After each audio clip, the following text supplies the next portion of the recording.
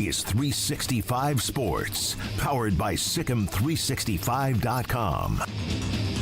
Welcome to the Triple Option. Here's your host, Paul Catalina. Welcome in, Paul Catalina and Garrett Ross. Garrett, it's been a minute since you and I have done. It's been a minute thinking about that. We've done the triple option together. The CFP is happening this week on Thursday and Friday as to avoid the NFL playoffs, which Tim Brando's been on our show many times. It's one of his big pet peeves is that, a few years ago, college football was just like, yeah, you guys can have Saturdays after we're done. Never made any sense. Yeah, you guys just have them. And then, I don't know if there was something like, hey, if we ever do change anything, do you think they'll give them back just out of the kindness of their hearts? The NFL played a game on Christmas Day on a Wednesday. Yeah. No, they're going to bullied the NBA out of Christmas. They're going to bully the NBA out of Christmas. Yeah. The NBA is going to become the, January 27th or December 27th. Yeah. They're going to bully him out of that. But if it falls on a Thursday and then on a set, no, we're going to do Thursday, Friday, and Saturday and Sunday, and you guys can play on January 2nd. Right. Yeah. So, that was a silly thing. So we'll talk about the CFP a little bit and our expectations for Notre Dame and Penn State, and also Texas and Ohio State, which, I haven't decided what I think about it yet, completely on that game. Mm-hmm. If I'm just picking on who's playing the best right now, Ohio State's going to win the next two games. No, they're clearly playing the best right now. But if I had said that before Ohio State had played a game, I picked Tennessee to beat them. I thought Tennessee was going to go up there and beat them. I thought that they were ho-hum, down to their luck, and they were about to waste all that talent they had. Well, no, that was wrong. Did you do a bracket? I just made the picks on our normal pick'em. Okay. That I did. By the way, I have locked up the title. Oh, you did? Yes. Okay. I've locked it up for the four of us. Jack quit 8 weeks ago. I didn't mean to. I'm sorry. Yeah. Craig forgot 1 week and then became real surly about it because he forgot. Smokey did fine until he forgot to make his next picks in the bowl round. So because of my stick-to-itiveness, you just never were in this thing, Garrett. I stuck from the jump. You stuck with it. But because I stuck to it, and here's the other thing, I'm second overall. Only one person beat me. Okay. So this is not Paul won the picks out of all the personalities, but he was 35th overall, and we're just dumb. No, I was second overall. So, bow to me. Just because of, having to set the picks myself every week and doing it, I just remembered. I won because I remembered. It's kind of like that class you go to in college that if you just show up every day, get a grade. You're getting a B. Yeah. Just being there every day is going to give you osmosis. Not only the teachers is going to give you a B, the class isn't that hard. You're going to get a B because it's impossible to fail if you just go. Right. I had a couple of teachers, especially in my first 2 years, straight up and down, heard them telling kids, yeah, look, you would not be getting a D in this class if you just came here when you were supposed to be here. Don't do anything. Just come here. I promise you, this is not difficult. They make it one of my English professors told me they make me teach this one class, so that I can get, some of my writing funded. So it's the Bert Kreischer criteria. Yeah, exactly. Okay. Just show up. Now, I will say this: I have found out that in the year since Bert left, and then since I left. Which would have been 6 years after Bert. He left a year and a half before I got there. Mm-hmm. But that now, we're a school. Oh, y'all took it serious. We're bringing the heat now. And we had, I think you'll remember last year when I was in Orlando, we had kind of a guest intern. Mm-hmm. And she's a lifelong FSU fan. And she was going to Alabama because and she had really good grades, but it just got so competitive getting to FSU. And I was like, awesome. South Florida made everybody raise their standards. There we go. Let's raise it up. And then like you can also spit on the state of Alabama going like, listen, it's way easier to get into your schools. Auburn, that's a color. Yeah, exactly. It's in a crayon box, okay? If you guys know all the crayons, then maybe you get a degree from Auburn. That's how snotty we can be, you know, because and I'll say this. I mean, this is neither here nor there. Florida's always like, it's going to pain me to say this. Florida and Miami have all been really good schools. To great at times. Florida State was always good, but not like, it was just kind of the one. It was school, yeah. Kind of catching up. And then USF and UCF used to be just commuter schools. That's what they were. I mean, it was not. That's how they had to build out. And now all those schools are really good. And like when I saw that USF beat several other people to the punch of being in the AAU, I was like, what? I know that one kind of came out of nowhere. Like one of the kids in my high school that got into a 4-year school that no one thought would. That's the 4-year school he got into. So it was like when he was like, "Yeah, I'm going to USF." You're like, a university of South Florida? Are you sure there's not a CC behind that name or a, you know, or a DeVry?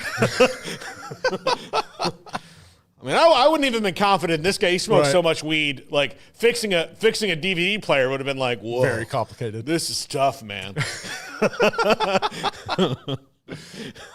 What are we doing? So, but I did before we get into the CFP, that'll be in the next segment. But in the first segment, I wanted to go through some of the transfer portal things that are going on. Garrett, our favorite schools are reloading a lot. They are a lot in the portal, and I'm here to tell everybody who's excited about the portal right now, you have to temper that excitement. Yep. You have to absolutely temper that excitement because there are things that you should look for in the portal and things that you should do. And what I can just tell you what I've seen a lot of people do is they pick potential over production and it hurts them. And it's because they might have gotten a lot out of someone else that was potential before production. I'll call this the Jared Verse conundrum. Right. Like, okay, for every Jared Verse that you find, there's a whole lot more guys who are never going to be Jared Verse. But you could make the mistake of thinking, I can make anyone Jared Verse, when you're like, well, no, that's Jared Verse. Hence, Hugh Freeze in this quarterback situation in Auburn this year. Yes, exactly. Yeah. So Hugh Freeze thought, like, oh, look, Caden Salter had this problem at Tennessee. We'll take him at Liberty. We'll push him full of propaganda and, you know, all this stuff. We're all about rebounding because that's why Liberty hired me, Hugh Freeze. Yep. Because that and, you know, my transgression, not as weird as the guy who's running this place. But so, okay, I do it with Caden Salter. Oh, I'll get Peyton Thorne from Michigan State. Okay. You know, receivers generally don't run away from quarterbacks that are going to help them get to the league. Not at all. They gravitate towards them.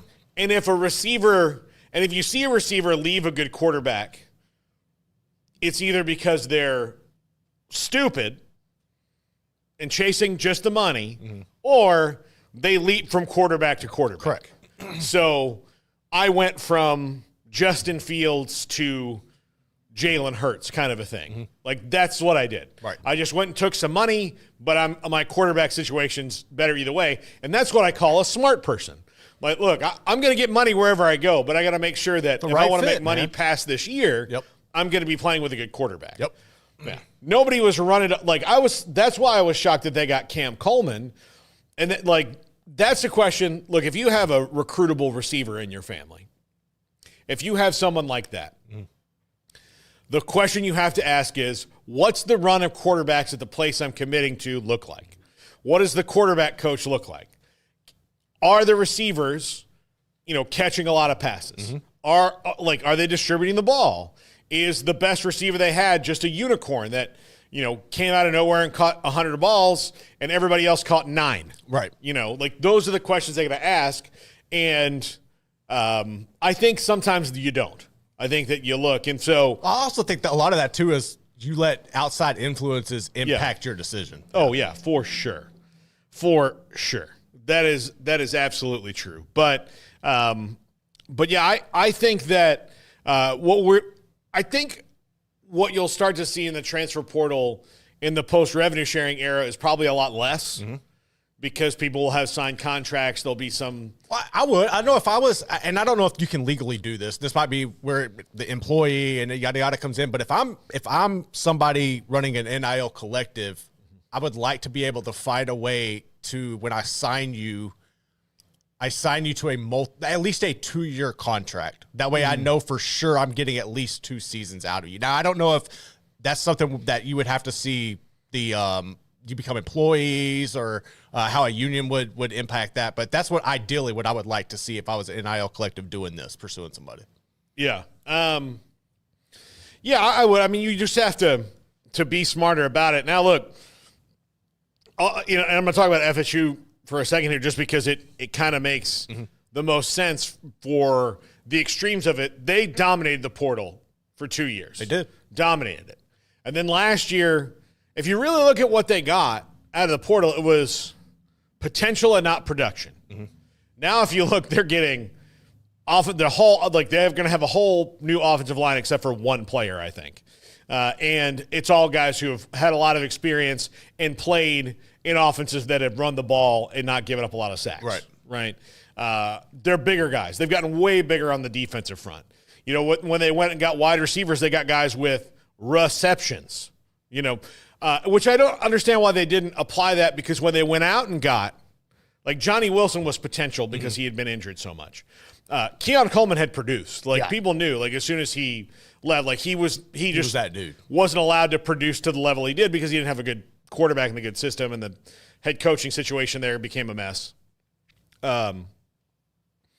Because people like to take pictures of their junk. I don't know. I've never understood that. I'm gonna make a PSA to all people who would ever want to take a picture of their junk and send it to somebody. Your doctor doesn't even want to see it. Okay, no one wants to see it. No lady is sitting around going, "Man, I want to." Even if she really, really likes you, she doesn't want to see it. No, she does not. It's something she accepts, not something that she seeks out. Right.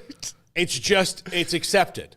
Okay, I like men so that when we copulate, I'm going to have to put up with this thing. But they don't sit around thinking about it all day. No. They're different. A little different. Yeah.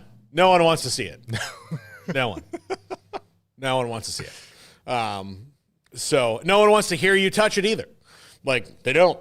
That's just not how it is. That's why they had to invent the things for people that, you had to pay them $1.99 a minute, and they would tolerate you doing it because they were getting money to just sit there and go, oh, yeah, that's right. So that's my just PSA out there. Yeah. For this is how you avoid a sexual harassment suit. This is how you do it. When you think, I'm going to take a picture of this, or I'm going to call and make her listen while I do things to this, that's when you don't do that. You don't do that because that's not what they want. So, and if they say they do, they're either lying or they're insane. Yeah. So run the other way. So that's just a tip from me. I want people to live. You're going to follow with just a tip? Yeah. Dang. That's the whole. No, that's the whole thing. That's the whole. I'm doing this. I don't know why I'm doing that. Oh, Lord. So, actually, I think if it was like this, you probably wouldn't. You don't need to show it because people. You just carry yourself a certain way. There'll be a trail. I mean, I know that we've gone off on a tangent here, but I don't want other coaches to get fired for something that's totally preventable. Yeah. And I feel like maybe I'm making society a little better by talking about it. You're one of the people, one for the people. I know, that's what I look. And I'm not sitting here making, giving it weird names or anything like that or being crass. I'm just saying this is how you do this. Mm-hmm. You don't do these things. Right. So I appreciate that. I appreciate learning that today. So anyway, that's the public service for today. They don't want to see it. Nope. Paul's TED Talk. Yeah, they don't want to see it. As much as you want them to see it, they don't want to. Yeah. They accept it as part of the social contract, but it's not something they seek out. It's like vegetables for kids. I get that. They accept it. They don't seek it out. They don't like it. That may have been the worst way to compare those two things ever, but still, also don't do it then either. That's even worse. Trying to find the exit.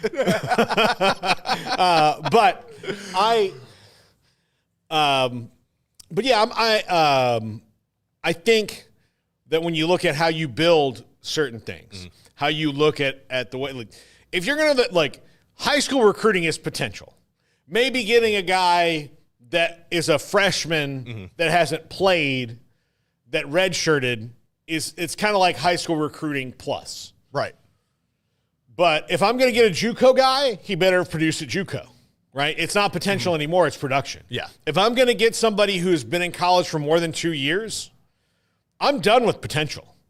Like, oh, they've got 4 years of eligibility or 3 years of eligibility remaining. Well, in the first two, what did they do? Yeah, they redshirted why do you have that eligibility and played remaining? 13 plays? Like, yeah. No. Like, I know you might like him and think you can get more out of him. And look, there's a little corner of your roster that probably is available to guys like that. But it's a small room. It's got to be a very small room, because if you are picking potential over production when guys are already juniors, it's over. It's over. I also think there's got to be a better way of evaluating and going about, because I don't understand how certain players can come out and be viewed. All right, like, you're viewed as a star or a 4-star here where you were like a 3-star in high. Like, this evaluation process, and when a player commits to a certain school, how their star fluctuate will go up or down. Like, none of that makes any sense to me. That's something I need to see addressed. But I'm with you. I think, like, when I look at the transfer portal, I want players who have proven themselves or have a larger upside. I would like to see a guy come up from a smaller school that is, because to me, you're more hungry. And look, we see plenty of opportunities where it hasn't worked out. Like, you could make the DeQuan Finn comparison here in Waco, where he had all the expectations in the world and it just didn't happen. But I feel more comfortable taking guys that are working their way up, or if you're coming from a program who might be a Power 4 per se program, but they're just not like right there with an LSU or a Florida State, and you have potential. I could see that. Where I get hesitant is, why do I want to go get another guy from like another SEC program just because he was at an SEC program? Like, to me, that doesn't make any sense. There's a reason a lot of these guys are in the portal and bouncing like that. Look, if you've left it again, if you've left a good program, if you've left Tennessee, you better have some stats. It better be about, I just want to be at a different place. This is a better fit for me. Like, that's what it better be about. Right. Because if you are, this guy was a 5-star 5 years ago, and now has this JUCO, red shirt, extra year, and we're taking him because we think we can get something out of him at 23. Look, if none of those other coaches got anything out of him at 19, 20, 21, 20, it's already over. Yeah, you're not the guy. It's over. So I think that's what's really interesting to me about when you're doing it. Like, okay, yeah, you know what? Like, this guy's really fast. He was really good in high school. He didn't play at LSU last year. Okay, here we are at Houston. Yeah, he hasn't played. He'll play here. He'll be a big deal for us. Right. Like, we can make that work. We have a corner of our room for that, for the guys who are just can't break the depth chart at other places because they signed in a class with 5 other wide receivers, and those guys like Isaiah Nayor. Yeah. Okay, and he was injured and all that. Yeah. So there's those guys. Okay, and he had production at Wyoming though, too. So but we're gonna have that. Like, he was a redshirt freshman last year, didn't see the field, so we'll take him, and he's essentially a freshman to us. So that's essentially a high school plus recruit, because he's been in college for a year, he knows how it works, just blocked on the depth chart because they've got 4 NFL guys in front of him, and he could be an NFL guy one day, but he's not going to be until he gets the reps. Right. So we're going to go get him. Or there's hey, this guy is the Sun Belt offensive MVP. Maybe he's not going to be an NFL guy, but he's better than our quarterback who was terrible last year. You know, there's those guys. And I like the, you know, you've got to go, it's like a buffet. You've got to get most of the things you have to, like, the big hearty main courses have to be, these are guys who have produced that need a new spot, that want a new spot.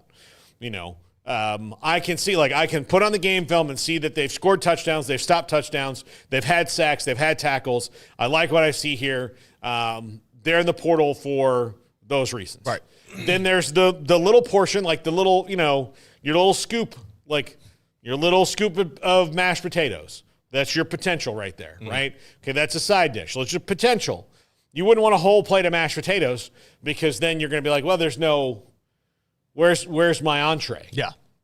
Right, so you have that. And then you have your, like, you probably have your, you know, pet cat or two, you know. But outside of that, like, the majority of that plate should be taken up by, I have seen what these guys can do, and I know it will work here. Right.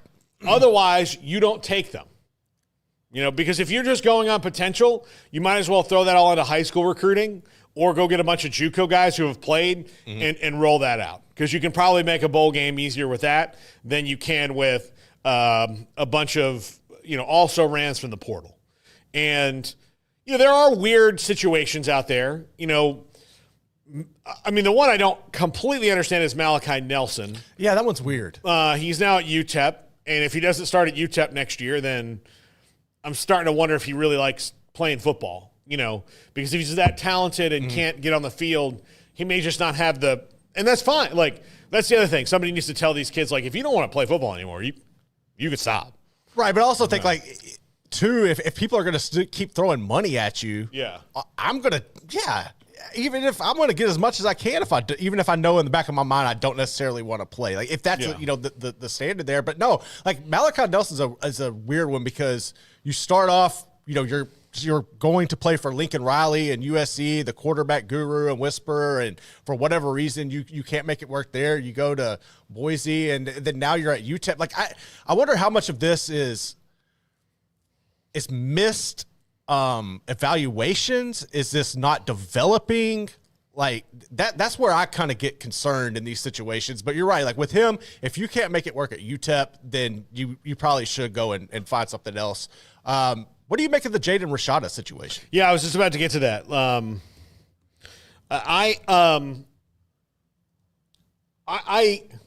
I think it's unfortunate. Because you know, and here's what's weird. Okay, so he got promised big money at Miami. Okay, Florida came in and promised bigger money, which they could not deliver. So he gets out of his contract, his scholarship there, gets in the portal, and he winds up eventually at Arizona State, where he started the first two games, and looked kind of good. Like, he looked like you could see what people are seeing. Got hurt, played in the last game. He played 3 games. And so, essentially, he has a red shirt. So then, you know, Arizona State, he decides, look, I'm going to go. Arizona State was almost like, I went there because, like, my dad was there. That's what my dad was there. To me. Like, it's comfortable to me. Yeah. I need to be somewhere. I'm going to go to Arizona State. Yeah, that's exactly how I interpret it. And then they didn't win a lot, so he left. And he went to Georgia, where I thought he was the 3rd quarterback. It turns out, from what I've been reading, he was the 4th quarterback.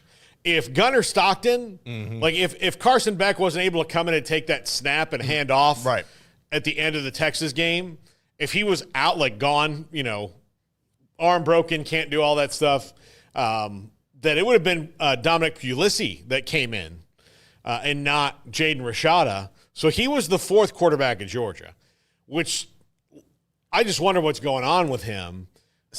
You know, does Miami get back involved since he was down the road with them? Do you have a reasonable chance to win the starting job there?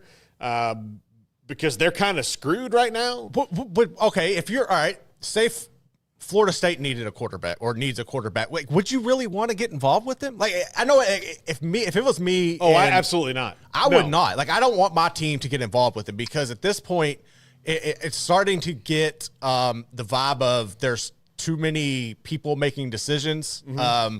I don't know where you're at from a developmental standpoint anymore. I don't know how interested and invested you are, because a lot of this comes with distraction as well. The crazy thing is, like, it's weird from a recruiting standpoint or covering recruiting, because you see these people who have all this talent in the world and they just can't make it work for whatever reason. And I think I always go back to Bear Alexander, because I feel like he's got so much talent, but there's so many outside factors there hindering the full potential. And I kind of get in the same vibe with Jaden Rashada.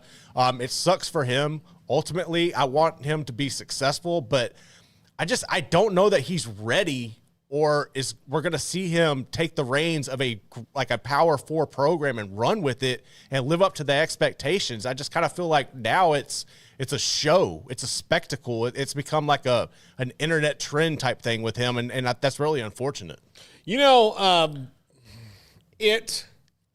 It is very unfortunate that's happened with him, and I hate it for the kid. Like, I don't know anything about him other than these things have happened. Like, I know, like, when adults are throwing money at you like that, I'm not going to judge the kid. I don't know anything about him. I just know the situation sucks. And he probably didn't do himself any favors by going to Georgia. Probably should have stayed at Arizona State. Probably. Well, they both wound up in the same exact spot this year. So, he would have been a backup on a team that lost in the second round of the playoff. But I think, kind of looking at the room, though, he would have had an easier opportunity to make the starting position at Georgia than he would at Arizona State. I don't know. But here's the thing: at Arizona State, it was just him versus Sam Leavitt. Yeah, but Sam at Leavitt. Georgia, it was him versus three other guys, and a guy Carson Beck, who was the starter. Right. So he was going to have to fight his way up to the number 2 quarterback. If I'm him, I'm not looking at, like, he's going to try to want to go. Like, if he winds up at Miami, it would not completely shock me, because that's where it all started. But also, like Maryland or NC State or somewhere that's still a P5 school where you can just play.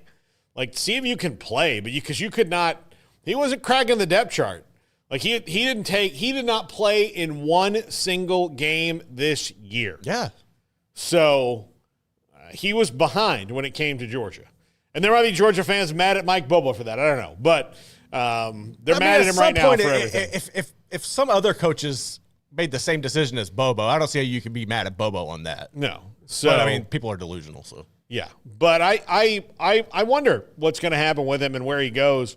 I'm curious to see it. Does he do like Malachi Nelson now? Do you go to a UTEP, a G5 school, and just play? I would like to see it. I think that it would help you if you can go and not just play, but you can go to that level and you could dominate, or you could, put up numbers the way Caden Salter was able to at Liberty. Then and then work your way back up. But I need to see you prove it somewhere. Another place, when you were mentioning those programs, I immediately thought of Louisville. We've seen Louisville consistently, bring those caliber or those type of guys in there as well and kind of run with that. That would be interesting. They brought Miller Moss in already. Yeah, so I don't know, man. I don't know where he ends up. I think that it probably would be best for him to see him go to maybe like a Memphis or something, cook there, and then come back up. But I need to see it first before I'm a big program. And look, if I were him, he's technically been at 4. This will be his 4th school. Yeah. So even though he was in Gainesville for a week. Yeah. Maybe a little bit longer, but he wasn't really ever at Gainesville in Florida. But he'll be Florida, Arizona State, Georgia, and now wherever option D is for him. And I just look, I like the transfer portal. I think it's helped college football. I think it's brought about a lot of parity. But this is the part that sucks about it. As a matter of fact, today's top 5 is going to be the top 4-timers club this year. And I'm sure Jaden Rashada is going to be in it. He's got to be in the mix. But there are, and it's funny to read about it. And you're like, boom, big get for this school. That bugs me. And he's on this 4th school. Like, no. I'll take his 3rd school if his first one was Cam Ward is an incarnate word. See, that goes hand in hand with the evaluation I'm talking about. It's like, oh, now he's this 4th. Like, where the hell are we? Are we looking at the same thing? Like, this isn't making sense to me. Yeah. Production over potential. Production over potential. And I say this as a lifelong Dallas Cowboys fan, who they are the kings of pulling a dude who is a high draft pick off the scrap heap and telling everybody, Demetrius Underwood is going to be great for us. He won't be crazy here. Antonio Bryant. Well, I guess they drafted him, didn't they? Probably. He's the one who threw the jersey at Bill Parcells. I mean, there's a lot of other guys I can tell you that they. I'm haunted by Albert Hainsworth in Washington. Yeah, Jesus. okay, well we'll fix it. Albert Hainsworth actually played okay at times. Well, I don't know, he kind of given up by then. He'd given up. Yeah, he'd kind of given up by horrible. then. But he had some production. His problem was just the stomping. And then it was the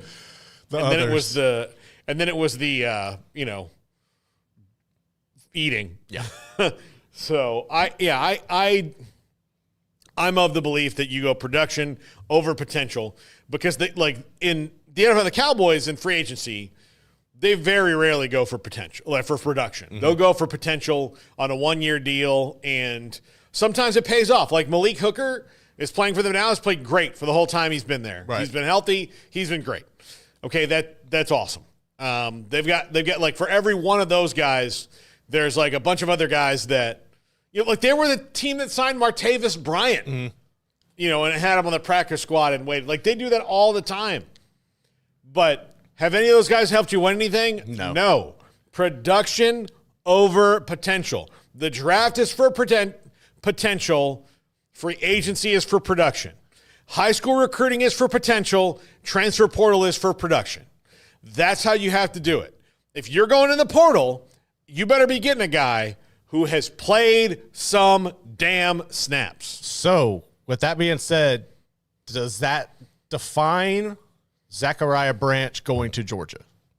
Or are you still he's got production, man. Yeah. He's done some things. He's thrown he's throwing it out there. Things are weird at USC right now. And it's fallen. Yeah. Now, I'm a little surprised because the quarterback question at Georgia is very unanswered. But they desperately need playmakers. But they definitely honestly, they could exposed. get rid of most of the guys they had right now from this year and not miss a beat with whoever they're going to bring in. House. So he will be the numero uno in spring. Like there's no doubt that they're going to try to build the playmaking wing of that offense around Zachariah Branch. It reminds me of Matthew Golden going to Texas. Like that same kind of, you can go in, you've had the production, you can see it, you put him in that system. Yeah, it's a good move. Yeah. So, by the way, on my earlier commentary on, the Wang. Wet Blanket says, my mind is blown, and David Darrow says, the more you know. Yeah, I mean, those are a productive thing. They did all those things for kids when we were younger about, forest fires and, huff and glue and that. But they need the more you know for adults, where I've learned that. Where, one of the stars of Yellowstone comes out and says, hey, you may think she wants to see it. She doesn't. Don't send a picture. Bum, bum, bum, bum. There you go. That's productive. Adult, the more you know. I think that could actually be a great thing for where we're at right now. I think so. I'm all for that. Yeah. No, but all right. When we come back, let's talk a little CFP. This is the Triple Option on 365 Sports and the Triple Option channel.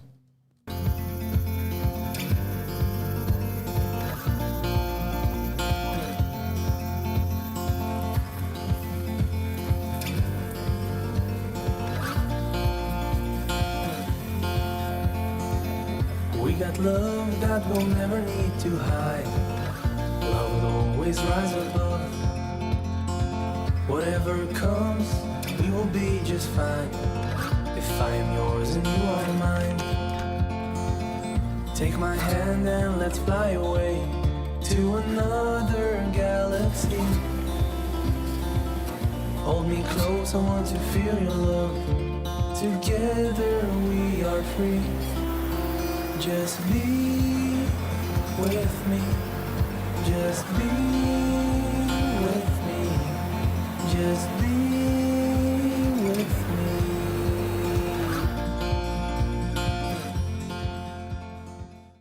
You might ask yourself what functional mushrooms are good for.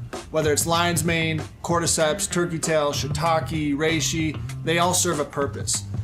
You have ones for neurological health, ones for sleeping and gut health and all these different areas. They pack a powerful punch. Functional mushrooms are, of the millions of mushrooms and fungi out there, the ones that we can actually ingest and benefit from as humans. Like all adaptogens, they kind of adapt to what you need at the time that you need them. We don't even really know that we're suffering. We just don't quite feel right. That's where these adaptogens come in and really start to close the gap and really start getting us closer to how we want to feel. Functional mushrooms have definitely re-energized me and helped me face each day with a new vigor for life. Learn ways that functional mushrooms can help you. Go to getumble.com.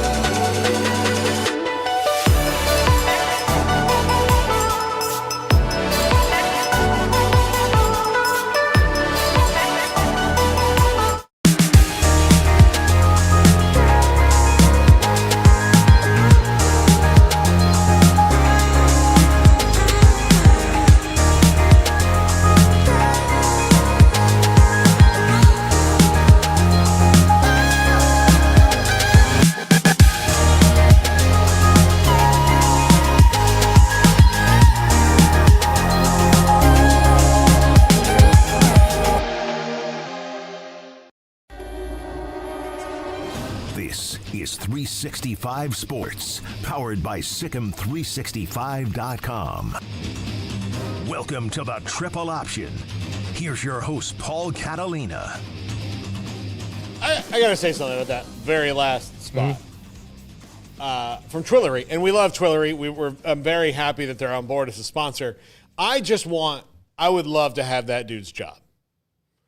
Put on these clothes, like stretch them around, like do all these things that you don't do in clothes ever. You're not moving like that. No, I mean, maybe, like, is there a world? You know what? Here's the thing. I'm not going to say that there's not, because there are worlds that we don't walk in. For example, every time I used to see a soda commercial and, like, somebody would drink a Mountain Dew and then they would just start, like, dancing, like, they would put their earbuds in and, start dancing. I was like, well, nobody does that. And then I was in Los Angeles one time. And I know it's in Los Angeles, but it makes sense. Literally driving around like Santa Monica, and it wasn't like crackheads either. It was just like people on roller skates, like jamming out. And I thought, okay, well, I just don't live in places where people do that. So, all right. I never thought that, like, have you ever seen like a movie with like a dance off? Yeah, I've never seen a dance off. I'd never seen a dance off, and I thought those things don't exist. Like, I know it doesn't exist to save the community center, but I know that, like, I didn't think there was a world where dance off exists. And then I was in a bar one time here in Waco, like not even in an exotic place full of weirdos like Miami or LA or New York, like just normal run of the mill redneck weirdos. And I've seen a country dance off. I've seen a hip hop dance off, and I've seen three. I've seen 3 dance-offs in my life. What? Yeah. I don't get out much. Here's the thing. It will make you stop drinking because you'll go like, hey, I think I've had too many. I think, are these people really having a dance-off or something's in my drink? But no, it's true. And here's the other thing I'll tell you. I used to think there's no way that you would walk around talking about insurance with people, but then you turn 40. Then you get old. You turn 40, and all of a sudden you're like, hey, who do you use? Who's your guy? Who you got? This is a nice, so you guys got a new house. Who's your homeowner's guy? think I'm thinking of getting a new guy. And then they won't say things like, oh, well, they have the match price, blah, blah plan. But they're like, no, it's good. Call Jeff. Yeah. Jeff will take care of you. And then I call Jeff, and then Jeff says that stuff to me. But even still, like, I never thought I would have a casual conversation about insurance or who's your accountant. Right. Like, but when you're 40 and Just you another have day. fiduciary responsibilities, like, these are things you talk about, and then you get excited when you're like, "Oh, you're going to save $300 this year." Like $300. It's pretty All good. right. So Good I need deal. to know what was the best dance off? The best what? Which one was the best? Oh, the country dance off was the most comical. Oh, I bet. Because Like some watermelon. actually, crawl no, that crap. one wasn't in Waco. That one was actually in Tampa, and that one ended with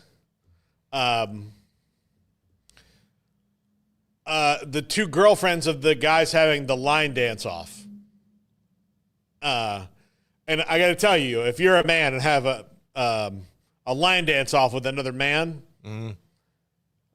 you've forgotten about your girlfriend a long time ago, and she's probably just there for show. Yep. As a matter of fact, I think that was what Grindr was before before that was just existed. code. And then the two girlfriends got in a fight, and that, like, the last thing I heard was, "Bitch, I'll see you in the Walmart parking lot." And I thought, oh, this is. I kind of wanted to go to the Walmart parking lot because I was like, you were about to realize that you're both mad at each other, but you really should be mad at your boyfriends who are clearly gay. Yeah.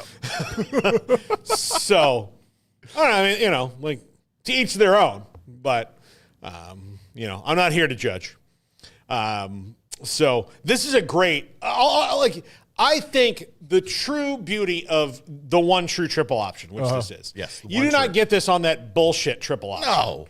You don't get this. Like, I will lead into athletic sports topics, football, basketball, the NFL, all these things. I will lead into them with little slice of life pieces that you do not get. I And appreciate it. I spent the first 7-8 minutes of the show a PSA about how to avoid a sexual harassment suit in one step. It's needed. One step, don't. That's it. Here's how if you think, don't. Don't just line Don't. dance. That's the thing. There's not, like, you can go through a whole, like, they'll make you, if you do, then they're going to make you go to a thing at work. If they don't fire you and sue you. If it's just the first offense and it's minor. If it's taking a picture, then you're probably out. But if it's not that, if it's just, like, some talk, like, they'll send you to a thing and you got to be there all day long and they'll list all these things. So here's how you can avoid all that. Don't. So when you think, like, should I, you just don't. Like, I think I've just saved corporate America billions of dollars. You have. On paying sexual harassment trainers. But they won't listen. You know what? Give me half of that money, and I'll show up at whatever corporate thing, and I'll say, look, I will let them pass this course in 1/50th of the time. Be like Creed leading the day. Yeah. What I'll do is I'll be like, hey, do you think that girl's pretty at work? And do you want to say, like, certain parts of her are pretty? Don't. Like, oh, hey, do you want to show a picture of something to her? Don't. Oh, hey, do you think it would be good to, like, give her a hug and she doesn't want one? It's not. Don't. Don't. Yeah. Would you want someone to do that to you? No, you wouldn't, would you? So don't. Like, would you want a dude that you don't know? And I would say this. Would you want a dude that you don't know? Because if you ask a lot of guys, if a woman came up to you and did that, would you want it? You'd be like, yeah, of course I would. But honestly, a lot of times you wouldn't. But if you said, would you want just some random dude that you have no feelings for coming up to you and going, hey, man, no, you wouldn't. So don't. Don't do it. So don't. I need that on a shirt, so don't. Just don't. So don't. So don't. Don't. Just don't. That's it. You want, I know you want to. We all want to do things sometimes. I saw a guy at the grocery store in Nashville with 2 carts. He and his wife, they had 2 carts full of groceries, and they just left them in the parking lot. Oh, hell no. You know what I wanted to do is I wanted to punch him. I wanted to put him in one of the carts and shove him through the parking lot and then see what happens. But you know what I told myself? Just Don't. That's not going to end well for anybody. And yes, maybe I've, gone through some vigilante justice. And what I did do, here's what I did do, which is maybe a little bit, my mother-in-law thought it was like, she must have thought I was crazy for the first time. But I took, there was other carts, in the handicap area. Look, if you're in the handicap parking, I get maybe not going all the way back to the cart roundup. But there were some other carts there. I took their two and those, and then I put them together and made sure they knew that I wasn't working at Kroger. Right. I'm there. I'm doing this because you are the scum of the earth. Should have put it behind their car where they couldn't get out. Yeah, I've done that before too. But then they usually sit there and wait. So usually they do that when they're leaving, so they put it in front of their car and you can't do it. I've thought about lots of different ways. Okay, CFP this week. I think the Notre Dame and Penn State game is the more intriguing one to me. Mm-hmm. And I'm not knocking Ohio State and Texas. I think that's going to be a really good game. And I would not be surprised if that one be – Ohio State hasn't played a close game yet. This one will be close. Yeah. Because Texas will slow them down. And I think those are the two best rosters in the country. And it just depends on who plays better. Will Howard has not beaten Texas in his life. I was thinking about that earlier. All of the struggles This is his fourth time playing against Texas. His fourth time. And I know that what he would feel like if he finally did shake that burnt orange monkey off his back. Especially at AT&T, yeah. Oh, yeah. I mean, yeah, that would be a big deal for him. I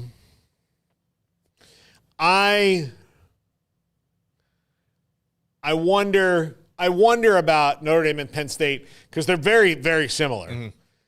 If you told me that game was 20-17, that's where I feel like it's going to live. Right. Really good defenses. I like Notre Dame in that matchup. I think that Riley Leonard. They have a better coach. Yeah, they have a better coach. Marcus Freeman's a freaking dude, man.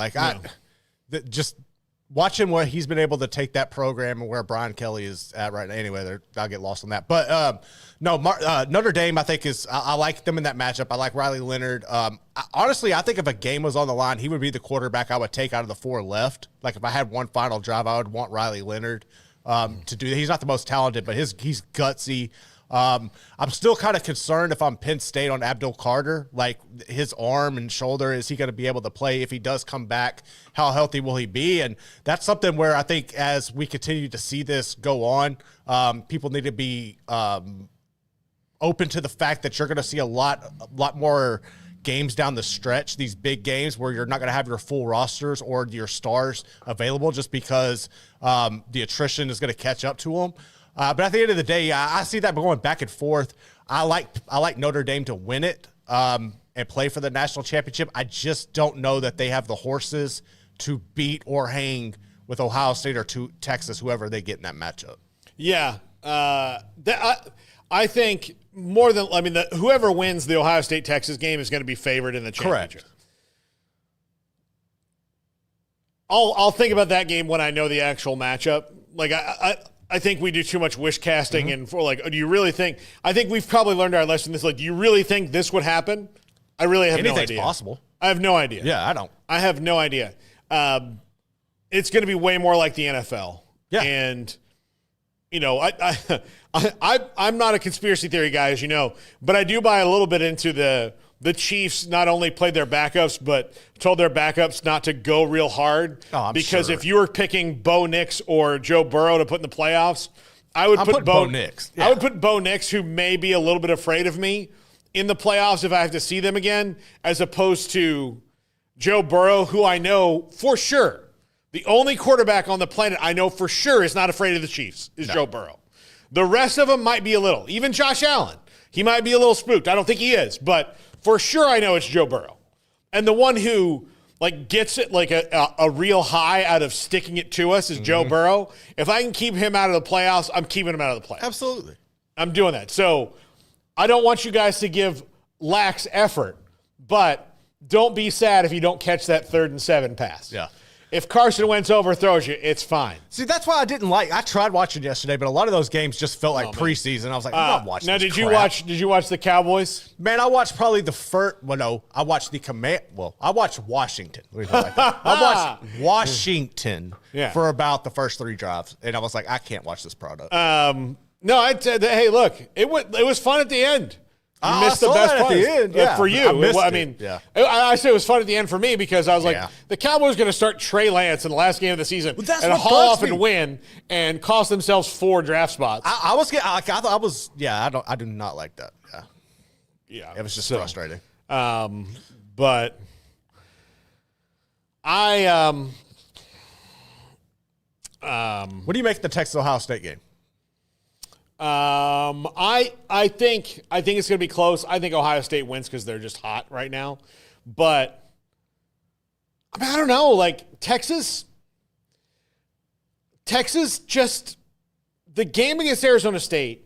I don't know why everybody's so surprised that it went the way it did. Because they didn't watch Arizona State. Or they didn't watch Texas. Yeah. That's almost how all their games kind of went.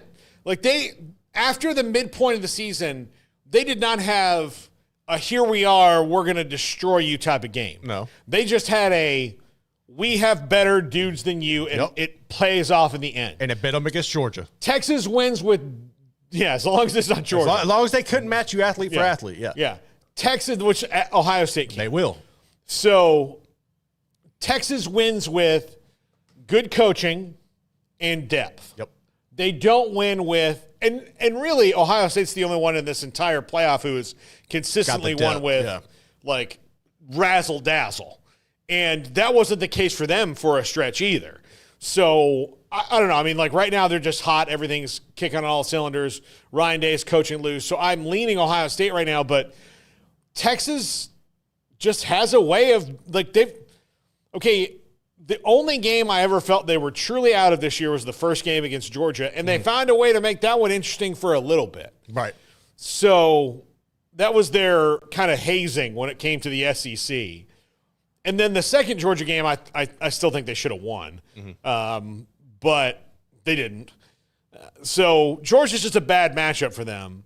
I think this game's coming down to the last 5 minutes, no matter what happens. And we'll just see, because Texas, again, if you looked at their season, it's bordering on great, but they've not done anything that is 05 Texas-ish, where you're like, whoa, get out of the way. Like they're not that intimidating, but I don't think anyone really is. So because of that, like, yeah, they're not perfect, but guess what? They win. Yeah. So let's stop trying to like make everybody perfect. Let's just see who wins the game.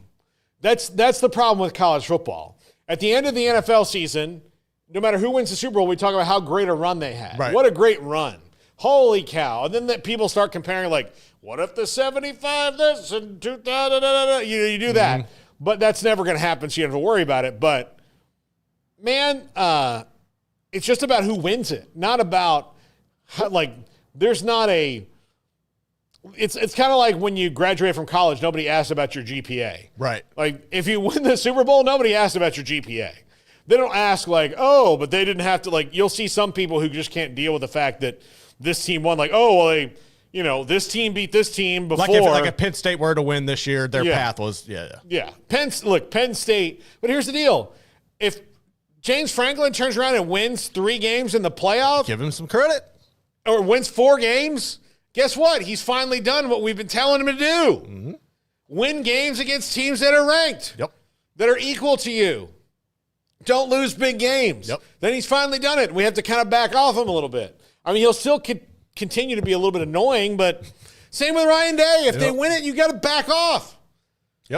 You know, not every, like, Steve Sarkisian to Marcus, it's very funny because you've got 2 very unlikable coaches in Ryan Day and James Franklin in this thing. There's not anything about their personality that unless you're, and even if you're a fan of Ohio State, you're never going to love Ryan Day. You're not going to like them, yeah. I do think that Penn State fans really, really do like James Franklin, but I do think they're kind of, they're like, hey, you know, like 10-2 every year is great, but can we please like do something. this at the end of the year. Yeah. You know, because there becomes some confetti. Can we see confetti? Right. We want confetti in Happy Valley. That's what we want.